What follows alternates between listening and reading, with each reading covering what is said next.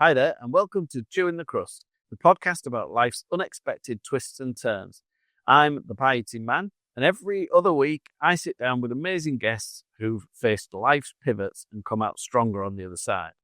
If you're watching on YouTube, go ahead and like, subscribe, and ring that bell so that you never miss an episode.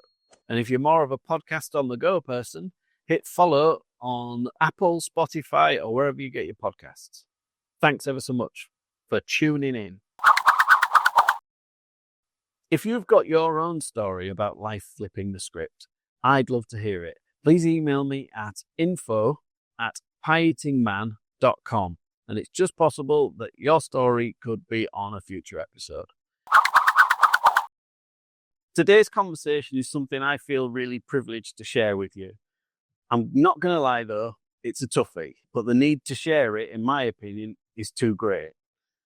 It's about love, it's about loss, and it's about what happens when two people who've been through something no family ever should choose to stand up, speak out, and try to change the world for other people.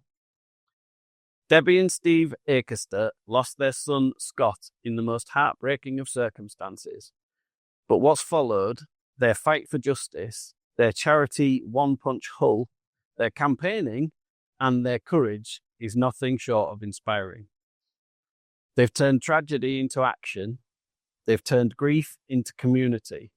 And today, we're here to talk about Scott, about the lad he was, the love that surrounds him still, and about the work that now carries his name forward. So, some people find their courage in ways they could not have foreseen. It rises up through heartbreak when heart and strength run lean. Debbie and Steve keep walking, though the road's been steep and long, turning pain into purpose and memory into something strong. So, welcome, Debbie and Steve. Thank you. That was lovely, wasn't it? It was, yeah. Yeah, really nice. I tried to do a poem at the beginning of each chat, and today's was the hardest. Yeah. Well, thanks, Mark. No, it's really nice. It was. It's touching, wasn't it? Yeah, definitely. So, we're both from the same city, or we're all three from the same city. The wonderful city of Hull, the city that, in my opinion, gets absolutely trodden on by the press and everyone in the world, and I think it's one of the best cities in the world. And I met you guys last year when I was privileged to be invited by a mutual friend of ours, who we will probably come to at some point, to a play.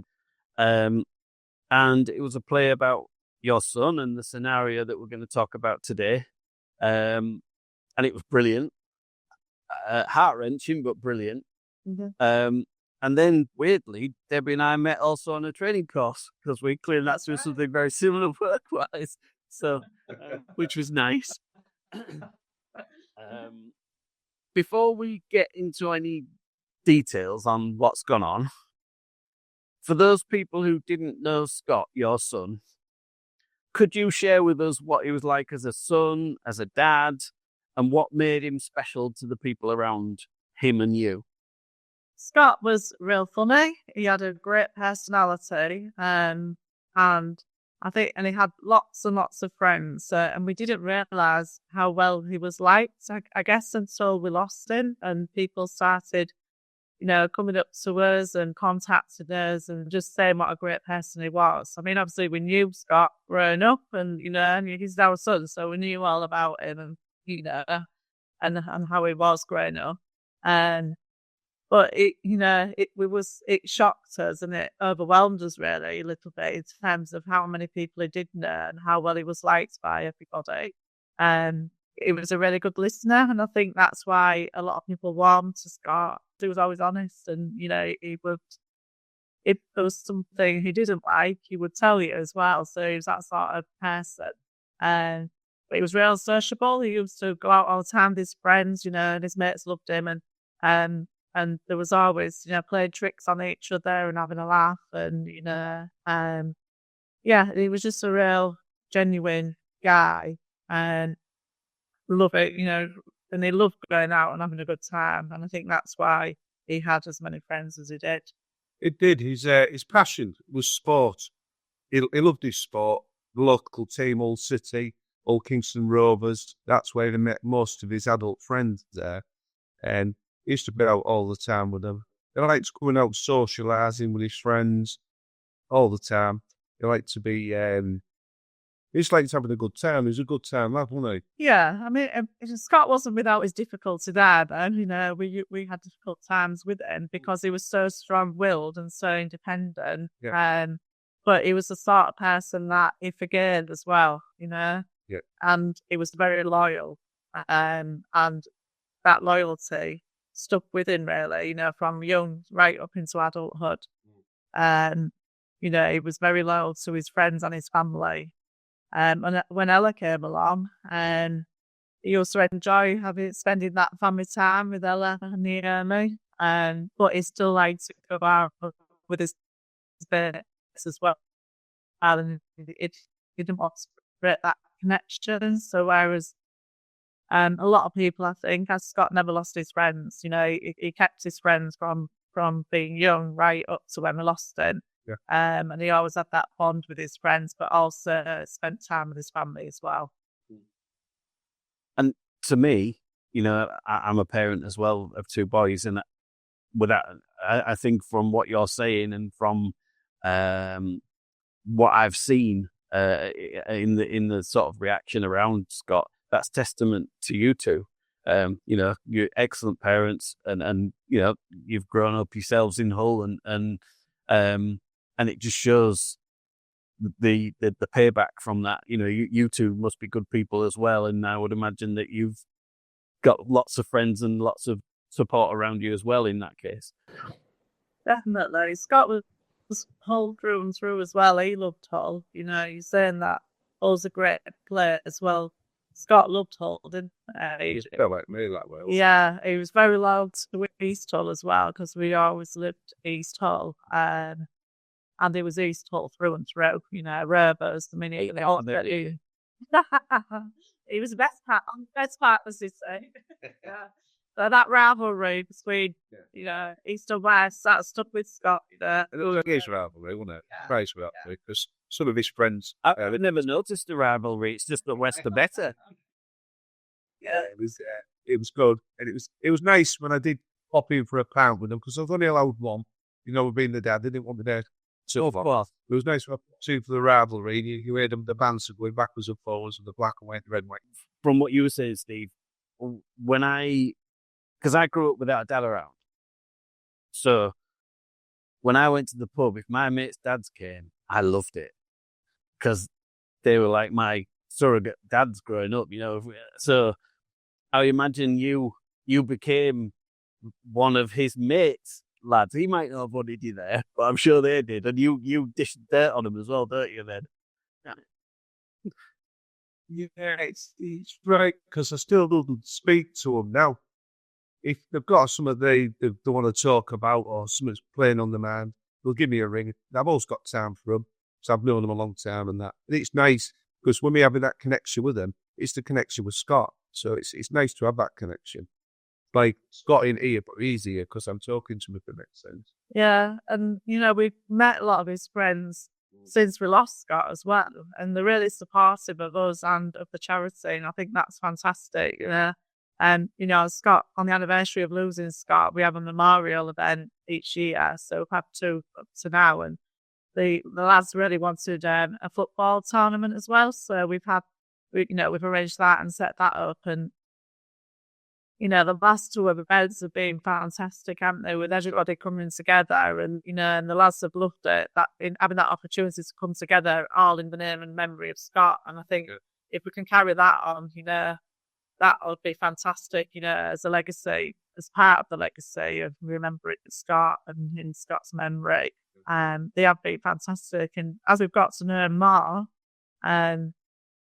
they're just really a really genuine bunch of lads, aren't they? And they're fantastic. So we really respect them, for keeping in touch with us as well, which is really nice. Magic, and I think good friends without labouring a difficult point, friendship doesn't stop. You remain friends no matter where those people go or what happens to them. The thought that I would leave any of my friends behind if something like this happened, it just wouldn't happen. They would still be part of the conversation every time we went to the pub, and it would be an important part of it. So absolutely, I think you're going to break me today. Yeah. Well, his friends as well. He went to all the Hull City matches with them. That was a big thing for him, going to all the Hull City matches, home and away. And when we lost Scott, they always used to take a flag with them anyway, with Hull on it, and advertise it all over the world. But now they've got a flag with Akey on it, and again, that was really room for us to see that. And they take that to all the away games, And England. Yeah, and England matches. So again, that's just a nice touch, isn't it, to say that they're not forgetting him. Yeah. He's there with them all the time. Absolutely. Right. So I think we've established for the people who don't know that Scott isn't around anymore. And I'm sure you're sick of recounting this, and I'm sure it hurts every time, but I'm going to have to ask if you could walk us through what happened. Yeah, it's got to just started a new job. It's something he hadn't done before, learning to be a joiner and all that lot. His friend had gotten the job, who we'd known for like 17 years, and was working across the river at a place called Grimsby. And at the end of the week, on the Friday, they all decided to meet up on Sutton Park, which is in Hull, and have a drink in that, at the end of the week, blowing steam off on that. And during the night, there was a few arguments, but there was no real bad. Just handbags at dawn, I called it. A bit of name calling that, with the beer flowing and that. As the night went on, they decided that some of them wanted to go home, some still in the work gear. Some of them wanted to go into town to carry the night on. So they all ended up in the car park outside. They split up into 2 or 3 groups. Scott was chatting away about things when his friend, who we'd known for 17 years, run across the car park when Scott wasn't looking and hit him with so much force. He knocked Scott's teeth out with the force of the one punch, and Scott fell back and hit his head on the pavement. And he looked what he'd done, and then he run off and left him. And the other lads who was there running off and left him as well on his own. I think that's the part that upset me the most with a friend of 17 years. I think if you did so, you would see your dating really bad, and you'd stay with him and own it and try and help him. But he didn't, he left him. And the only good thing that came out of it, there was a couple going by, which we're forever grateful for, and they tried to help Scott. They rung the ambulance, and they stayed and stopped. Obviously, the injury was too bad, but at least he didn't leave us on his own. He had somebody there with him. But it was just the thought of a friend of that many years had run away and leave him. And the couple that did stay with him actually saw what had happened, so they knew that it was just one punch, from this lad.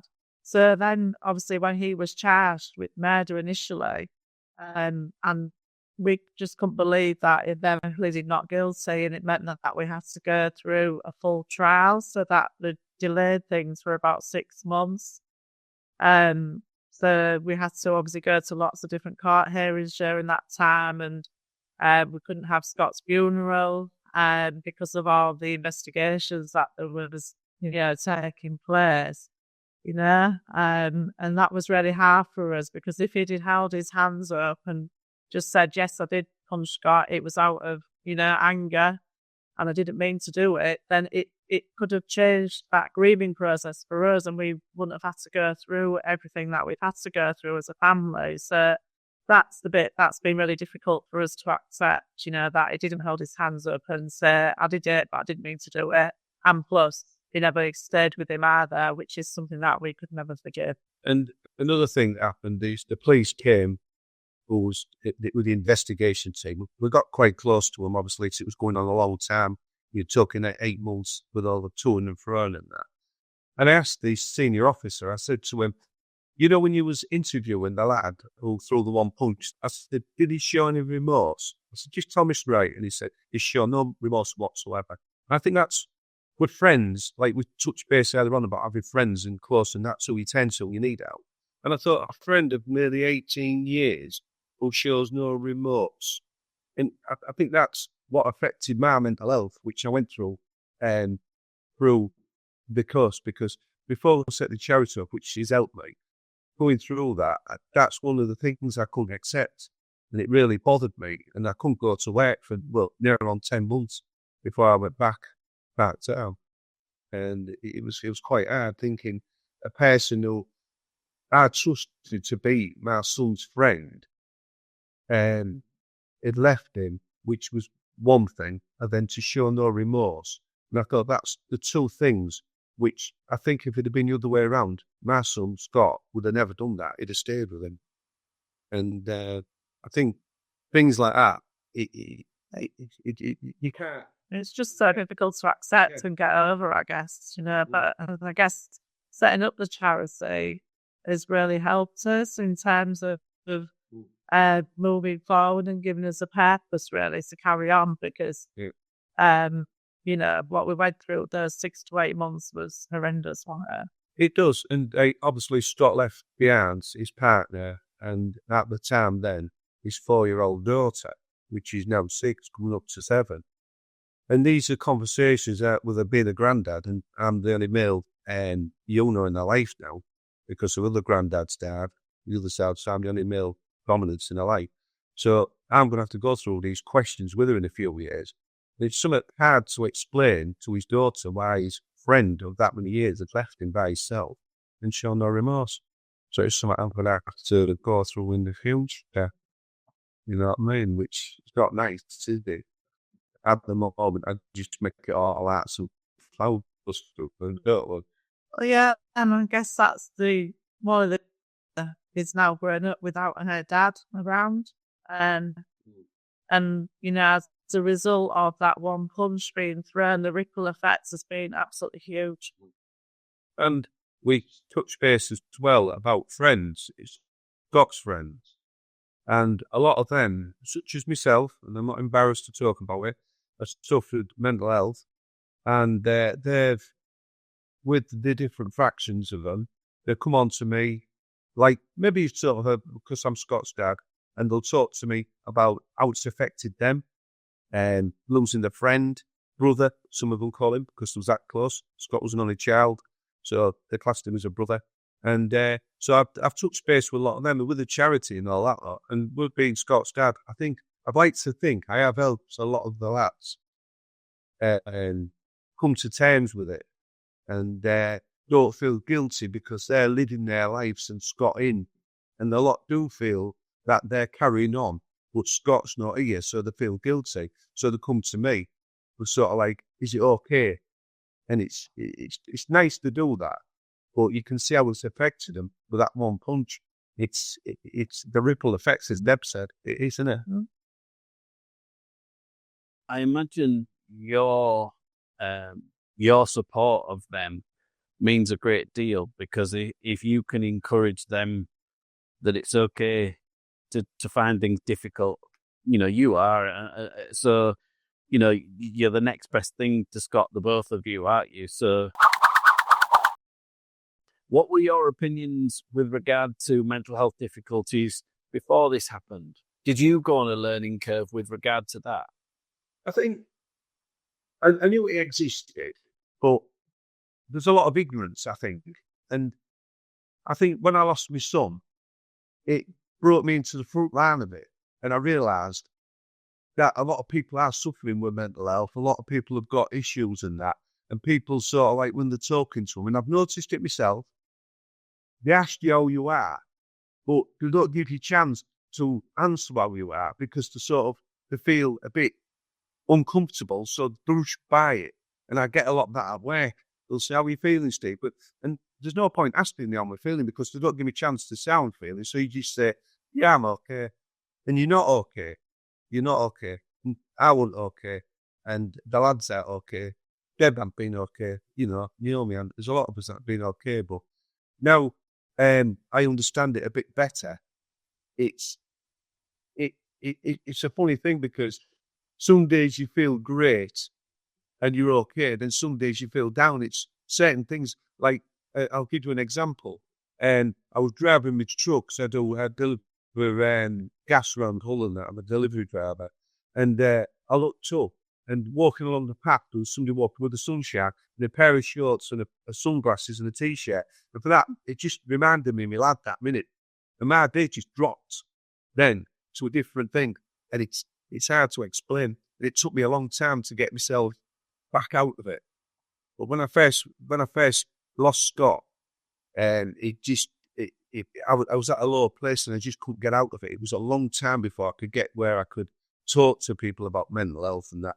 Because I think I felt a bit embarrassed that I was telling people, because I've always been a strong person, but I don't feel embarrassed now. If I can talk about it openly now, and I think people need to talk about it openly, because we're never going to help people if people are bottling it up, and that's how I feel about it. And I think there is a lot more awareness about it now, but I think until you've been through something so traumatic, it's affected your mental health. I don't think there's enough understanding out there of how it can affect people in different ways. And like Steve said, you have your good days and your bad days. And even within a day, you can have your low points and your high points. And people don't recognise that, I don't think, as probably as much as they need to. No. But then it's difficult on the other side as well, because particularly when you're in the workplace, because I think you have got a job to do, but I think it's just that recognition, isn't it? And just about people around you being able to recognise that as well. So it is difficult, definitely. I anticipate or expect, because when I went through my sort of first breakdown and depression, whatever, when I was younger, my now wife, she was my girlfriend at the time, was pivotal in my recovery. And I imagine for you two, when you've been going through your difficulties, the fact that you had each other must have been so important. Absolutely. And that's another reason why we set up the charity as well, didn't we? Because we really struggled when it happens to us as a family. Heart Services is out there, but until you've been through, something, an incident where it didn't need to happen, I guess, is where what we struggled with, accepting it, because it didn't need to happen that night. It's not like Scott had had an illness, or there was a reason for us to lose him. He went out on a night out with his mates and didn't come home, and that's what happened. So that's another reason why we set up the charity, so we could help other families as well in the local area. And because it's not unique, it does happen, and other men have lost their lives and families have been affected, and some of those families have contacted us as well, because we've been through that lived experience of losing somebody to one punch. We were able to share our experience with them so that they can understand a little bit more about what the process is, and and just ask us, and just so having someone to talk to, I think, is really helpful. We've got a lot of people who help us, not so much trustees, volunteers, I should say. Well, they've got their own mental health problems, and they found it helpful when they come and they're doing things and they're helping us, and they've become like an extended family now, because they give us their time. They don't ever take anything off us, not even for petrol or anything. They come in, they help us, no, can you do this? They'll come in and help us with talks and events and things like that. It's nice, isn't it? Yeah. We met a family. You talk about Scarborough. A family we looked after there. There was a one punch incident there, and just after Scott, and he was a 60-year-old man. He lost his life for a one punch, and he's buried just behind Scott. Yeah, they're from Hull. And he's from Hull. And it was he was on the night out, and he tried to stop a fight, and somebody swung around, hit him with one punch, and he lost his life, left the family and grandkids. And the ironic about that, we've become friends with them now, obviously, because we've helped them. And Scott's there, and they're just behind him. So the irony of that, 2 one punches in the space of 3 feet away from each other, and it's Mm-hmm. And we've had other people. Another lad came forward who wanted to get to know us as well through the charity, and he's done some fundraising for us, and it's really helped him. With his mental health. Actually, by helping us with the charity as giving him the confidence really. So get back out there and, into the world and, and do things what he stopped doing because of that one punches to do what happens to him. So we feel that, we are helping others by being there, really, which is what it's all about. And well, so listen, like the lad who does the fundraising that Debbie was just talking about, I mean, he'll ring me up and we'll have a chat for half an hour and that. And he feels better after that. I feel better after it because you're talking to somebody, you're not judging each other. And it comes along and he helps us and then he feels, he said he feels part of the team, doesn't it? Yeah. It feels nice. And it's nice to hear that, isn't it? Because he does go through his own demons like we all do. And you can't always be on your terms. You've got to have somebody there to give you a little prop up. Like I'll see Deb sometime flagging. I'll be there. Vice versa, she'll see me where they say I'm not going into work. I've had enough of it. I'll spit my dummy out. Then she'll have a talk with me and that and give me another reassurance. And I think that's what you need. It just props you up a little bit and gives you a little judge, doesn't it? Just to move you forward a bit. This is something I wrote to ask you. Because I nearly said it then and I've not said it. I know that there's a bit of a stigma when people suffer with some like cancer or long-term illnesses, when people say you're really strong and inside you're thinking, I'm not strong. There's that advert on the television at the moment where they say those things to that lady. And it's really hard because I look at you guys and think, if something like this happened to me, I would hope I could find the strength that you've found to achieve what you've achieved. But is it difficult for you when people say you're strong? Is it difficult for you when people say, I don't know how you've done it, sort of thing? Yeah. Every time I deliver a talk, people say that to me. I don't know how you can get up there and deliver that talk. And it's difficult. But then I guess you need to, it's a lack of understanding as well from them, thinking that it's so difficult. How could you do that? My response is it helps me by talking about Scott and talking about what happened, and hopefully it was something positive out of such traumatic events that has happened to us in our lives, and that really it's helped us move forward. I think in terms of delivering those talks and doing the charity work, because if we hadn't have had it, I'm not sure we would be as strong as we are today without doing that. You need it in your life. You need this into your life to be talking. And I mean, when you go up on stage, you've got maybe 300 or 400 children there, all sat there with their mouths sort of waiting. And I look around, I see Scott's pictures because we have his banners all over and he's on the screen. But then I think, I'm keeping Scott's legacy alive here, which is good for me. Because another little thing I'll say is when you talk about, people don't seem to want to talk about Scott. I find this in the cantina where they're frightened to strike a conversation up where I'll talk about him all day because I don't want him forgot. But I'll say something like, oh yeah, my lad used to do that. But they don't come back without, they go, oh yeah. Well, it'd be nice if they turn around and said something, oh, why did he do that? And, get into a bit of conversation so they'll know. So when you go up there and you're talking to the kids and that, and I'm thinking to myself, we've lost Scott. You just get maybe one person who's listening. It's just there, one at a time, isn't it? Yeah, and I think some of the feedback as well from all the work that we do helps us as well. That helps us, our mental health, because it is so positive in terms of, what people come back with after we've delivered the tarts or, the play was a big one, wasn't it?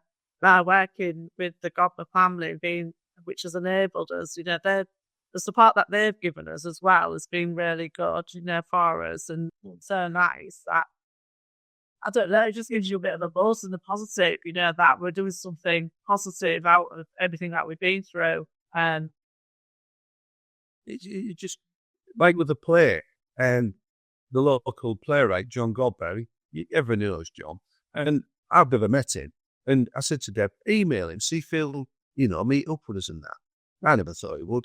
But I mean, he's an old bloke. he's down to earth, and he got his wife involved in that, and the play, and it's got it out there wider for us, hasn't it? It's been fantastic, hasn't it, in terms of just reaching other audience. Also, I think, again, it's helped us through our grieving process with our mental health because it's so positive. The feedback that we've had has been so positive. So it's just another positive thing that's come out of the tragedy that we've been through. But and people contact us all the time and just say, how fantastic it is that we've set the charity up and the work that we're doing. And, along the way, we've met so many nice people, haven't we, which we wouldn't have met, had it not been for the charity. And just, there is a lot of nice people out there. And I don't think you realise, again, until you've gone through something so traumatic, that it just gives you that assurance that there is some nice people out there and it's not all bad. So that helps us as well. And it does. And we're working with the Gobbers at the moment. We're hoping if we can get funding and that we're going to take it into the schools. It'd be nice if the kids in the schools, in the drama classes and that, acted it out. And imagine how that's going to be when they're doing that. It's going to be a bigger impact. Yeah. Even bigger than us talking or acting it out. They're getting involved. They're playing the parts.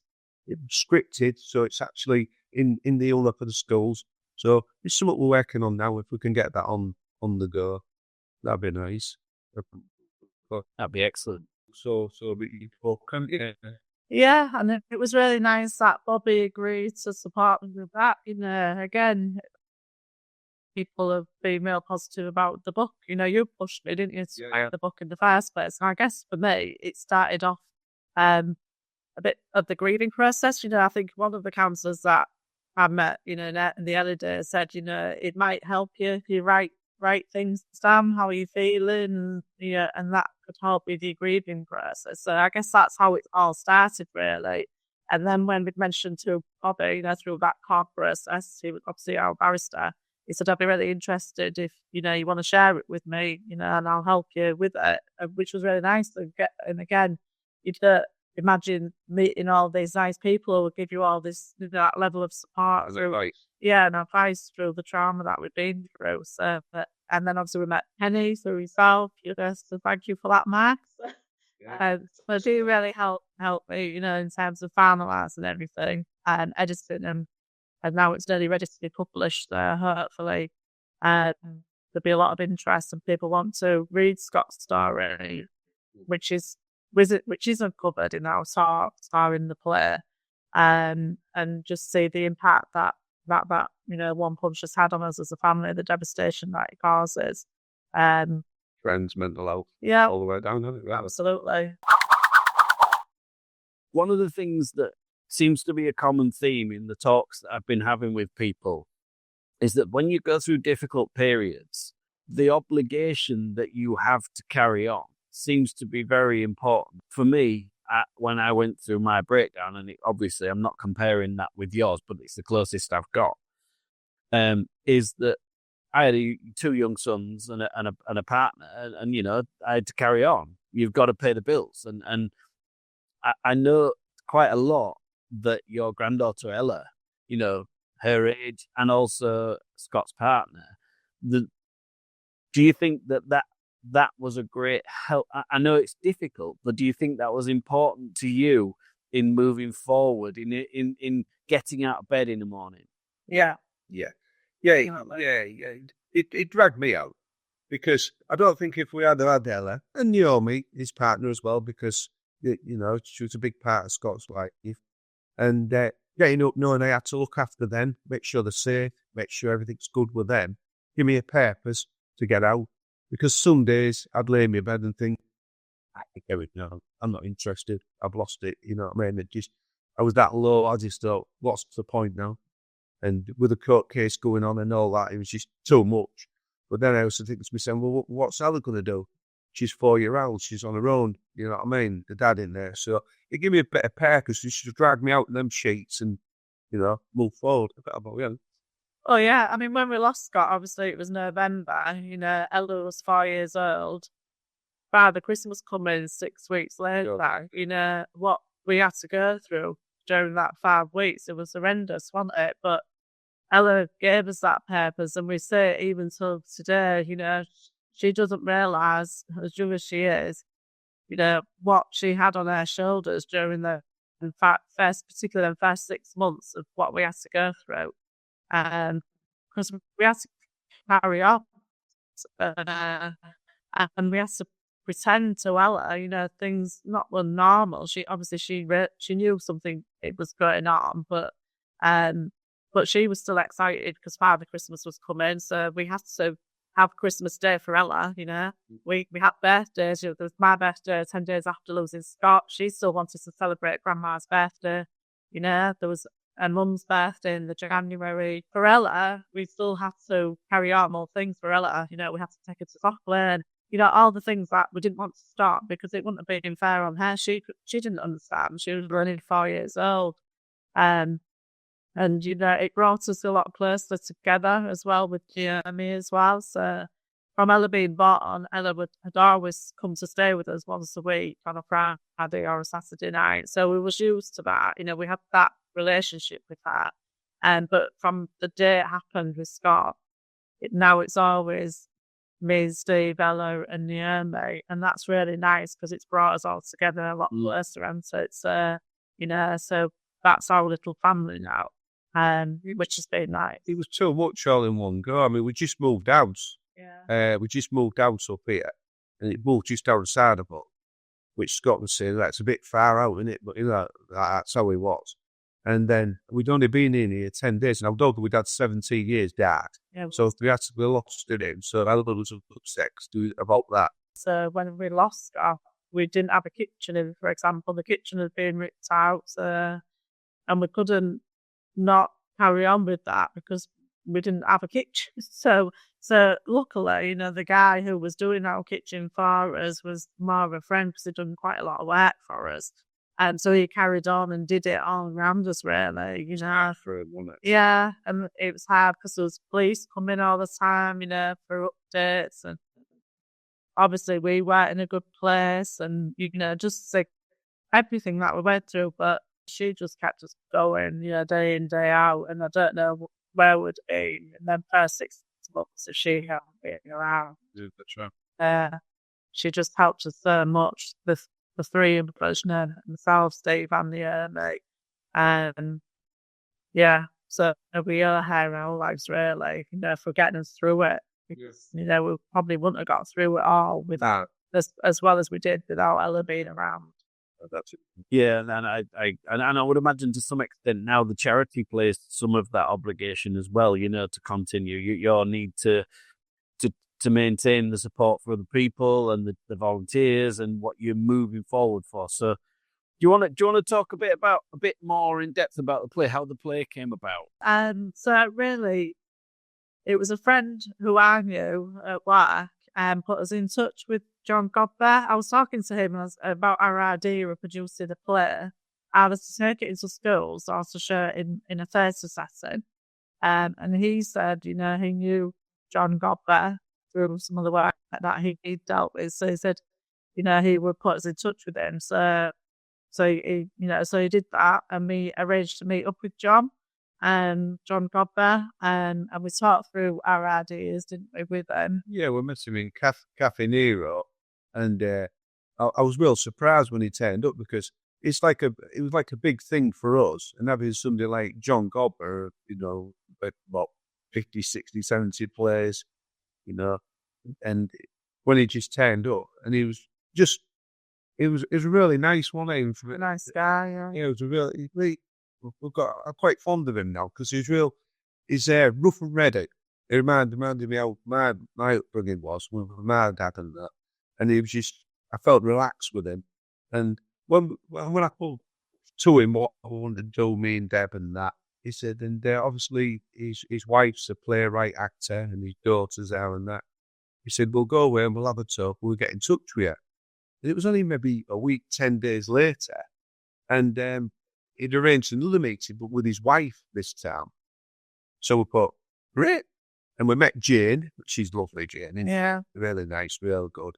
And we talked to her and all that. She said, oh, well, me and my daughter, Martha, would like to take this on because John's busy. He was just right in the middle of writing a new play. So would you be happy to work with us? So we said, oh yeah, brilliant. Yeah. So they came down to our house and they sat through, we told them the stories and everything, didn't we? And then they went away and that's when they put the play together. It was really exciting, wasn't it? Yeah, well, I just feel like they've taken us under their wing as well, and they've obviously recognised what we've been through as a family, and they really wanted to help us. And they felt that they could do something with our story, and and take it into the theatre. So we've just gone along with them really because they're the experts, obviously, in this field, and they're being real support from us, and it feels like they're our extended family in a way that I wanted. Yeah, they're great. And we met the two, Martha, Corey, every one of them's just, they can't do enough for us. Yeah. And when it went to the truck theatre and all that one, so I said, it just shows you how popular what Scott was and how the message people was that they wanted to know when they come out and all the great reviews we had on it and that, wasn't it? Yeah, the actors have done a fantastic job and being there to learn out. And then obviously we got the opportunity to take it to Manchester as well in February. So we went there as well. I think when the play's on, they said it's quite unique that, that family's involved as well. Because they haven't done too many this style of play, but they said, even the actors said it's unique that the family have wanted to be part of it. So that's really nice. We've met all the actors and they've become friends now as well as family. So it's really good, isn't it? They're really good. And when we was in the Manchester, the home theatre there, we did a question and answers with the Gotlers. So there was Martha and Mam, the writers, and all the actors on stage, and me and Deb, and a lot of the audience usually get maybe, I don't know, 10, 15. There must have been about 100 people stayed back. And some of the questions was answering us. Yeah, it was quite to the bone. Yeah. How did you feel, when it happened and all this lot? So I think John sat down, John, in the front row, and he watched, and he said it really went well. I've had his opinion because he knows what he's talking about. He said, you answered the questions, both of you, really well. He says, and it come across really well. It went down real well. Which was nice, wasn't it? So I think, they are supporting us and they want to do more with the play and look at other opportunities. And one of their ideas is to actually bring the script into schools. So then the schools can start acting it out during those drama type classes. And again, it was just another way to get that awareness out there and try and change the behaviours at that school level. So hopefully, fingers crossed, we've got big plans for the play to continue and take it to other faces as well in the future, which is, again, another positive for us, and it just helps us deal with it and carry on, really, in terms of that. I mean, I have to say, Hull Truck Theatre, you mentioned Hull Truck. Hull Truck is sort of like the smaller theatre in Hull, but it's like the cooler, maybe, theatre in Hull. I think most of John Godber's plays are generally started at Hull Truck, aren't they? And then they either roll out, and a lot of them go across the country and whatever.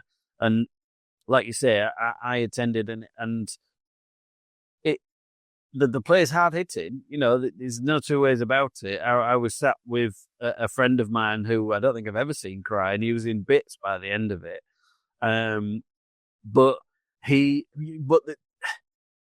It's about Scott's story. It's about the actual event, isn't it? So the little bit before Scott's story, and I know it's not Scott's name in it, and there's not the actual names in it, but it's very, very close to the truth, isn't it? So no, it's like a fictional version of what happens to Scott, isn't it? Yeah. You have to do that. You can't really be using names and that. So it was better for us with them using different names and that. It made it bit easy for us. Yeah, I think he has to be saying Scott, Naomi, and Eric have been so much. You know what I mean? It's sort of at arm's reach then, isn't it? It's not quite so close. That's it. If, to people who don't go to Hull Truck might not know, but it was very Hull Truck in the way that it was performed. There was very little on the stage in the way of props. It was very cleverly lit. It was clearly... And there was only 3 actors playing all of the parts, which when I first saw it, I thought, this ain't going to work, and it absolutely works. It was fabulous. And there's no two ways about it. It's brilliant. And I think that it lends itself perfectly to going out to schools and drama clubs and whatever to doing it. Because I think the same play could be done by 20 different people and the story's the same, but I think it would feel different every time with the different actors. But yeah, it'd be brilliant to go out to schools. And I think it's not the boring Happy Prince dance around the, it's hard hitting. It's the sort of thing that kids probably, young adults or younger people would want to be involved with because, it's a bit gritty. It's not just, jolly hockey sticks, is it? It's something else we didn't really cover was the process after Scott's death. As if the scenario wasn't unpleasant enough, there was absolutely no let up for you for some time, was there? No, it was art. A lot of it was caused if it had just because at the end of the day, through the court trial, it was proved that he was lying. So he might as well have just said in the first place, owned it, and put us through it all. We could have put Scott to rest quick. But there was all the things what people don't realise that happened in between that. Like every time the victim support and the officers who was helping us came to see us, there was always something else. There was something else that I had to go through before it could do this, something else. And then when I thought I was getting Scott back, they said, you can't have him back. We're going to have to take his brain out, send it away to our youngers, which destroyed me. I mean, I'm only just been able to speak about it now. I don't mention it to many people, but they had to take his brain out of him, which I was furious. But I couldn't do nothing about it because it had to go away for examination to prove. God knows why I had to prove, but it's a process they have to go through. So that happened. And then they said, you can go and at the funeral. So I said, no, I want all my son back together before I could have the funeral. So eventually we're going back after 8 months of just going on and toing and froing and that. And then the coroner, then we had to go to the coroners and that. And he was all upset. He was a nice bloke. He said, but we can't do out. Eventually, when they put Scott back together, we actually got the funeral to pick him up. The first thing I wanted to do was say goodbye and see Scott. So she pulled me aside, which she was a lovely lady, and she said, I don't think you need to see him because what's been done. And then again, that was another hit that people don't realise about, another setback where I could say that, so I had to say it through a closed lid. And it's just one thing after another, after another, after another, after another. And then when the process, then when we actually went to the court, and there was just people up there lying and lying. And the good thing that came about it was Scott's and his friends, who, the lad who killed him, his telephone, his mother had destroyed it and put acetone on it and everything. But this guru from Leeds put it back together. In the place, yeah, from the police, and he put it all back together. So all the messages were there, and the messages what I was listening to on the was so back. How a friend could just be more or less, I won't go into the detail, but say like, well, I think I killed him, like it meant now. And it was all in messages and all that lot. And so having to listen to all that, it just knocked me for six. And it took me a long time to the process coming up that. So we actually could have the funeral. And the funeral was in between the trial. They had to stop the trial so we could have the funeral.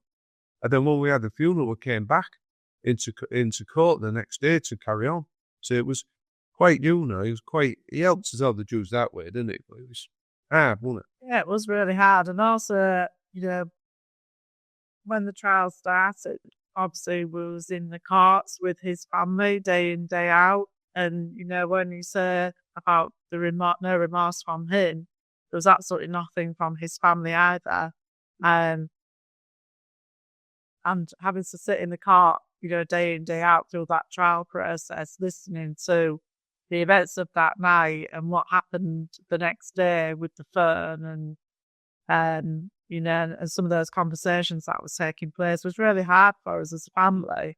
you know. And at one stage in the trial, I remember it was the pathologist, wasn't it, going through the medical report about Scott, and they were saying that as a family didn't have to sit through that, but you feel like you need to because everybody else is listening to that report, so you want to sit and listen to it. But again, that was so difficult to have to do with that with his family being in the courtroom as well. So yeah, from day one, it was like Steve said, ups and downs. We was getting told different things all the time. Because of no, it was his fault, you know, no fault of anybody. But it's this back process that you have to go through.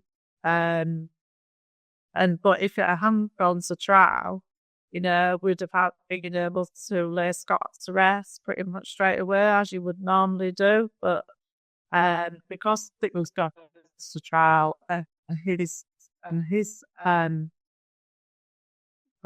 barrister actually insisted that they wanted the test done on Scott's brain, and that there was all those delays, and we was getting told to different things at different points because the neurologist that was carrying out those tests there's only 2 in the UK, and one of them, the guy who was doing Scott's, he was out of the country for 8 weeks on a was it a holiday?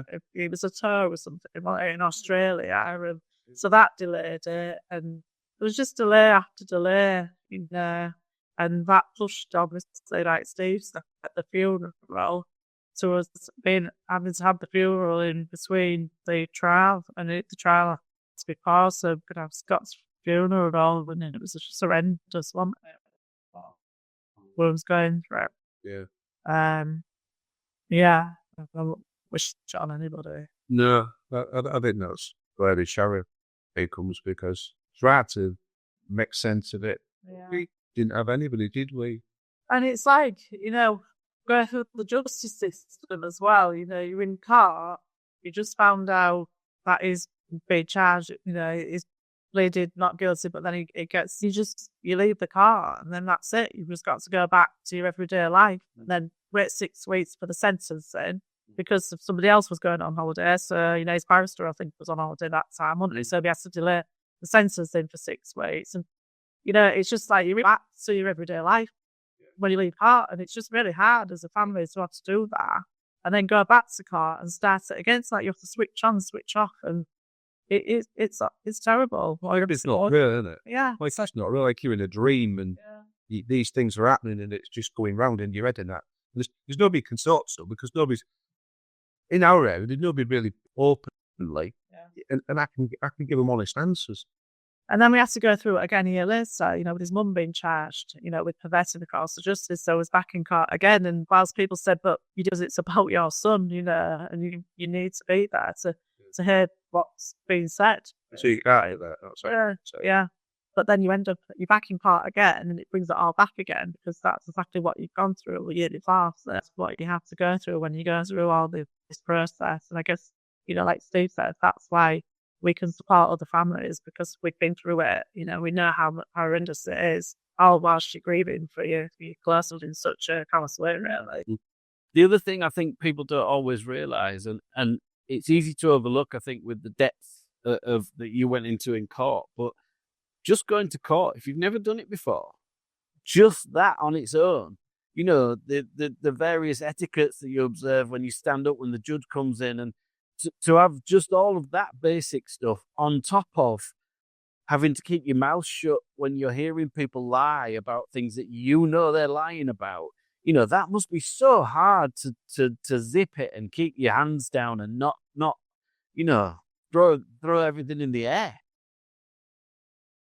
Yes. It was hard. It was real difficult. It was hard for me. I mean, they sat me up the front. And I think the worst thing I saw is when they actually brought him down to question him. And Bobby was questioning him.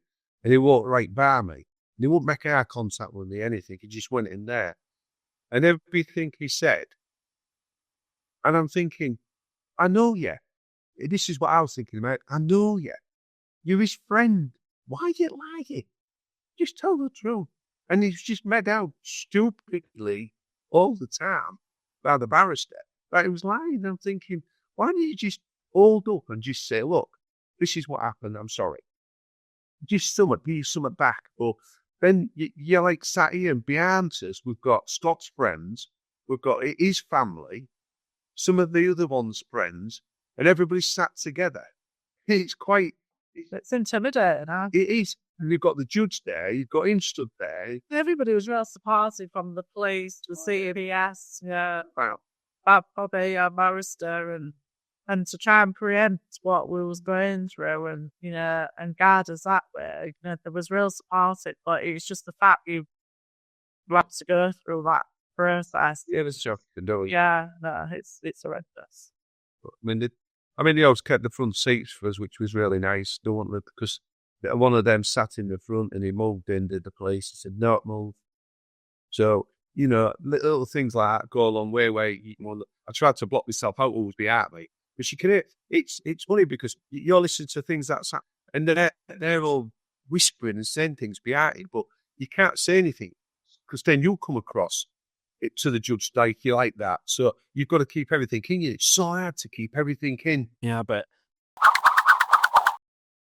and I suppose as much as it grates me a little bit, we're going to have to massage the ego of my friend and your barrister, because I'm very lucky to have my friend Bobby, or Robert Stevenson as he's officially called, but and he was your barrister, and I've known that lad since I was 11 years old, and he's just a wholly good person. And I hate to say this, but I'm desperately proud that he was involved in this case, and I'm proud that I've been introduced to you by him. And again, those things, a bit like going back to the allegiance and your mates. He's such a good friend, and he always has been, and he's always been such a good person. So to know that he was involved in this case with you guys, and to know that the result for both the initial court case and the court case against the lad's mum came out to be as successful as possible. I can't say success. I don't think there is any success at the end of this story, but as successful as possible, it gives me great pride, and I'm pleased that he was there to represent you. So, yeah, sometimes it's fate where somebody comes in and they just spit, and I got utmost respect for the bloke. It kept me informed all the way. Yeah. When I saw him doing his job, shall we say, brilliant. The way he talks, quick, and they say something, and then he's back on them. And like you say, he was so good at doing his job, but then he was really supportive of us as well, and he kept us updated every step of the way, didn't he? He always spoke to us before every court hearing.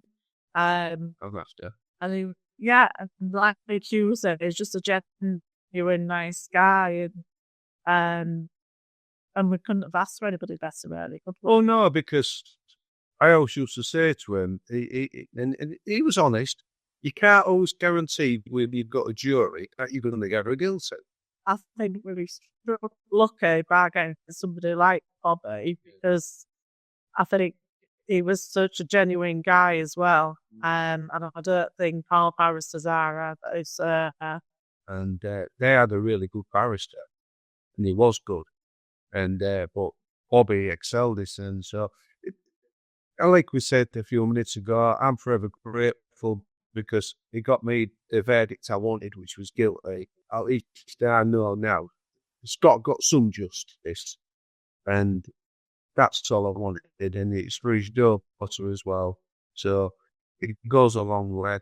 For every time we went in the court, he used to explain it to me what was happening, and then afterwards debrief us, explain, because he knew that there was a lot of things going on in my head. Well, functioning, I didn't what was going on at the time with all the jag and the talk and that, the fast talking barristers, and they explain it, and he didn't have to. He's on his way home, but he sit there 20 minutes and explain it all to us, which we appreciate, don't we? Yeah, and then for him to be willing to partner with the book, and then, for you guys to come to the play as well. I just thinking, it just shows how genuine he is, really. And and our initial thoughts were right, to see that, he's so supportive in and out of his work as well, which is really nice. I like the guy. I think he's a nice guy. I liked him.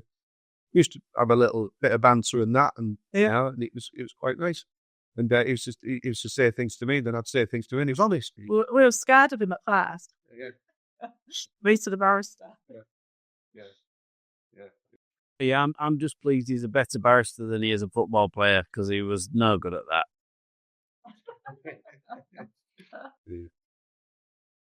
I have to get that on here as well. You've written a book that covers the whole story. It covers the scenario before, it covers the court case, and perhaps a little bit of an overview at the end. I've been lucky enough to read the book. Excellent. But do you know when that's going to be out yet? And also how people will go about getting their hands on it? Yeah, so the book is due to be released before the end of April. So we're just finalising some details, some smaller details of the book. And it's going to be released through Amazon. So there'll be a link to the Amazon page for people to purchase it. It's going to be in hardback copy, paperback, and also a Kindle version. So we're hoping, fingers crossed, that it's going to be really successful and people do want to read it. I think it'll make an excellent accompaniment to anybody who's looking to use the play in schools as well. I think if kids read the book and it gets inside their heart to understand the actual story that sparked the play, I think it's an excellent accompaniment. And I think it's readable. It's not over long, but it's just a brilliant. I genuinely read it. It was like a horse going along, thump, thump, thump. I had to just keep going with it. Yeah, and that's what other people have said who proofread it for me as well. That they couldn't put it down really. They wanted to see it through to the end. And like you said, because it's not too long, it's doable as well, isn't it? To do that, I think, in one go. Yeah. Well, you said, didn't you, when I said to you, didn't I? I said, why did you put it down in writing? Because a lot of people used to say what happened. In touch, you can only say so much in 20 minutes, 45 minutes. So then when Deb was doing it, but she didn't want to put a lot of stuff in there that wasn't really about what is it. You wanted to just keep it like you said, didn't you? Right. Brief and nice, didn't you? So it just tells the story from where we are now, isn't it? It pulls you along. You're not reading it. It pulls you. Particularly the sort of blow by blow at the beginning of the night. That was, I knew the story and I'd seen the play, and it still, I couldn't put it down, So I was, it was very good. Thank you. So, how do people get involved with the charity? One, if they need help, or if they want to volunteer, or how do people go about doing that? Well, we're on most social medias. We've got a web page. People can get in touch with us, haven't we? We've got our office where Deb's in there most of the times. I'm in there once a week. So most times, if anybody wants in touch with us, It's onepunchhull@gmail.com for the email, right? And then our website is www.onepunchhull.com. And then we're on Facebook, just One Punch Hull on Facebook. Perfect. And you've also got some amazing clothing that people can buy and spread the word with. And I must get a ginger hoodie at some point. I saw them on the night I came to the play, and I really, really must come and get one from you. Absolutely. Yeah, just let us know you're older, Matt. We'll put one in for you. yeah. It's called One Punch Hull, but anyone in the country who is going through difficulties and needs some support and assistance or guidance or advice can contact you, presumably. Absolutely, yeah. We have people contacting us from different parts of the country, who've come forward and wants to hear more about the charity. But if there's any families out there who want out apart and just want somebody to talk to who's been through a similar situation, then we just encourage them to get in touch. Well, I think you're both amazing. And when I met you, I thought you were amazing. And I won't say you're brave, but if I were you, I would feel brave. That's a bit early. Yeah. I just think anybody who comes in contact with the story has an obligation to share the wonder that was Scott. Yeah. And also the fact that it's just not worth it. So many of us, particularly boys, but girls as well. I think girls on the rise, actually. I think out on the lash, have a beer here, there, get too excited, get carried away. And it just shows it doesn't have to be someone you don't know that you've fallen out with, or, it can be anybody, and it's just not worth it. Take a breath, walk away, and I've been there. I think certainly growing up in Hull, when I was out in the 90s, it was unusual not to see a fight. Never mind, it was rare, but it's just not worth it, and I'm guessing that's what you're telling the kids when you visit the schools, right? And then that's our motto, is to stop, think and walk away. Yeah, and just one thing on the schools, it's the schools that are contacting us as well. We did 53 last year, and we've done about 30 now this year, and it's word of mouth, that's that message, and it's brilliant. And some of them were being asked to go back in year on year as well, which is really positive. Because they're really seeing that, we've got a great stories to get out there, and, with all the kids, about changing behaviours, and then hopefully behaviours will improve both in and out of school and as they grow into adulthood as well. So I do think we are starting to get the message out there now. See, I can hear you still talking, but you both start looking at me. It's really frustrating. This is going to work out. I don't think I've got anything else to ask of you. Okay. I'm really grateful for you doing today. The actual recording has been appalling, and I'm really sorry, but I'll definitely get it out. Thanks, Mark. Yeah, I appreciate it. Yeah, just keep us updated. If you need us to come back on because something's not working, then just let us know. Yes, no problem. No.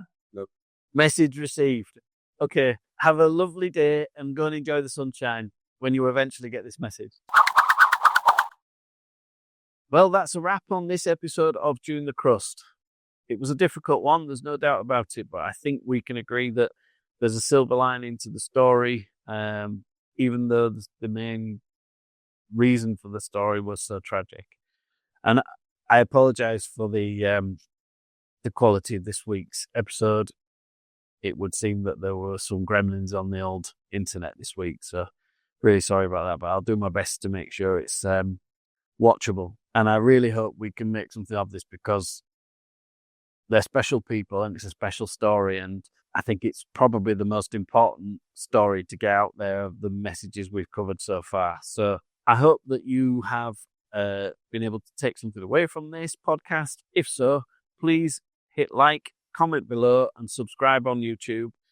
Hit the bell so that you get notified before anyone else, and then you get bragging rights if the podcast goes stratospheric. Also, don't forget to follow on Apple, Spotify, or wherever you get your podcasts. If you've got your own story about life flipping the script, I'd love to hear it. Please email me at info@pieeatingman.com, and it's just possible that your story could be on a future episode. Thanks ever so much for watching and listening, and I'll see you in 2 weeks. Bye-bye.